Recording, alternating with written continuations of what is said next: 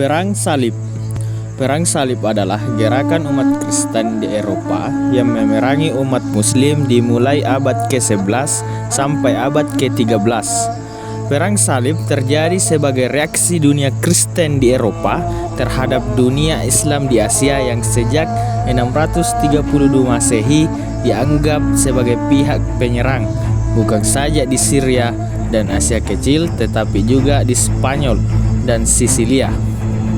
Disebut Perang Salib karena ekspedisi militer Kristen mempergunakan tanda salib pada bahu, lencana dan panji-panji mereka sebagai simbol pemersatu untuk menunjukkan bahwa peperangan yang mereka lakukan adalah peperangan suci dan bertujuan untuk membebaskan kota suci Baitul Maqdis atau Yerusalem dari tangan orang-orang Islam dan mendirikan gereja dan kerajaan Latin di timur.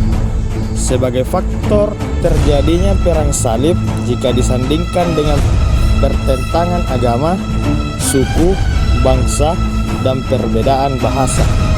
Kenyataannya, perang salib secara khusus menggambarkan reaksi orang Kristen di Eropa terhadap Muslim di Asia yang telah menyerang dan menguasai wilayah Kristen sejak 632 Masehi, tidak hanya di Suria dan Asia Kecil, tetapi juga di Spanyol dan Sisilia.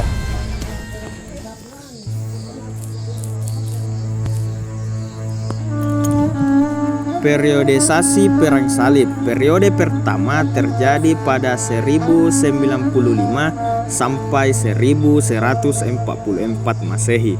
Pada periode ini dapat dilihat bahwa dalam rangka memperoleh kemerdekaan umat Kristen yang akan berziarah ke Bait al-Maqdis, maka pada tahun 1095 Masehi, Urbanus II seluruh jemaat Kristiani Eropa agar melakukan perang suci terhadap umat Islam. Ajakan itu disampaikan dalam Kongres Akbar di Clermont, Prancis, yang dihadiri oleh orang-orang Eropa Barat dan 255 orang pendeta besar dengan provokatif yang mengajak seluruh kaum Nasrani bersatu dalam gerakan suci tersebut.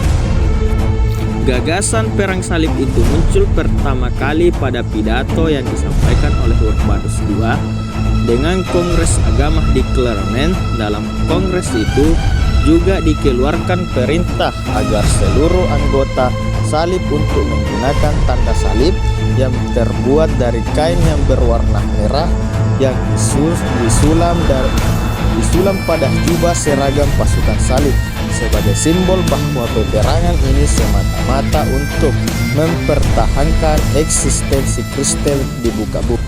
Periode kedua terjadi pada tahun 1114 Masehi sampai 1192 Masehi.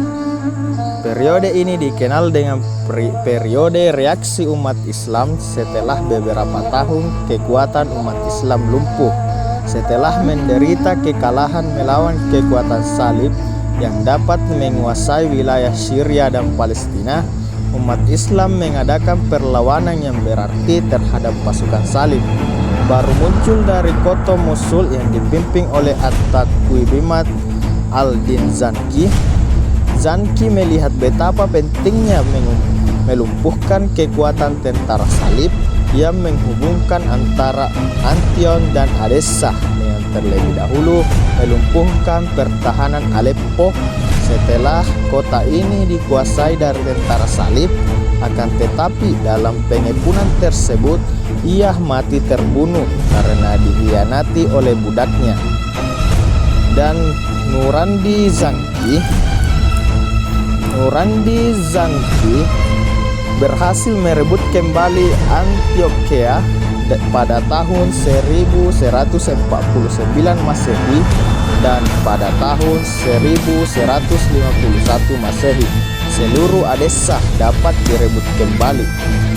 Jatuhnya Yerusalem ke tangan kaum muslimin memukul perasaan tentara salib sehingga mereka menyusun kekuatan balasan di bawah pimpinan Frederick Barbarossa atau Raja Jerman, Philip Augustin, Raja Prancis, dan Richard de Lionheart, Raja Inggris. Mereka berhasil merebut Akka yang kemudian dijadikan ibu kota kerajaan Latin. Periode ketiga terjadi pada tahun 1192 sampai 1291 Masehi. Pada periode ini, tentara salib telah mengerahkan perhatiannya ke Mesir. Hal ini didasarkan pertimbangan bahwa jika Mesir dikuasai, maka mereka akan memperoleh keuntungan dalam perdagangan, karena di sana sangat strategis dan dimungkinkan bisa leluasa untuk memasuki Laut Merah dan mengembangkan perdagangan ke Hindia dan Kepulauan India setelah timur, sehingga mereka akan mengalami kemapanan ekonomi. Pada tahun 1219 Masehi, mereka berhasil menduduki Dimyat sebagai pintu gerbang strategis untuk memasuki Mesir. Pada tahun 1229 Masehi, pemimpin tentara salib Frederick II mengadakan perundingan damai dan perjanjian dan penguasaan Mesir dan dinasti Ayyubiyah, yaitu Malik al-Kamil. Dalam pengembangan selanjutnya, Palestina dapat direbut kembali oleh tentara kaum muslimin pada tahun 1247 Masehi, yaitu pada masa pemerintahan Al-Malik al-Salih, penguasaan Mesir berikutnya. Di samping itu, sepeninggalan dinasti Ayyubiyah melakukan perlawanan terhadap tentara salib dilanjutkan oleh dinasti Mamalik. Pada saat itu, pimpinan perang dipegang oleh Baybars al-Qawalun. Di bawah pimpinan mereka lah sehingga kota Ahkan dapat direbut kembali oleh kaum muslimin pada tahun 1291 Masehi.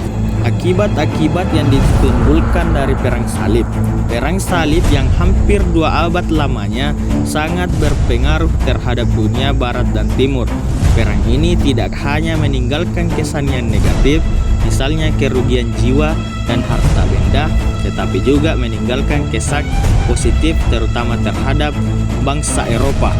Adapun kesan positif yang didapatkan oleh bangsa Eropa adalah karena dapat berkenalan dengan budaya Islam yang sangat maju, bahkan kebudayaan dan peradaban yang sangat diperoleh dari timur menyebabkan timbulnya Renaissance di barat, seperti kebudayaan di bidang militer, seni, perindustrian, perdagangan, kepribadian, dan sebagainya.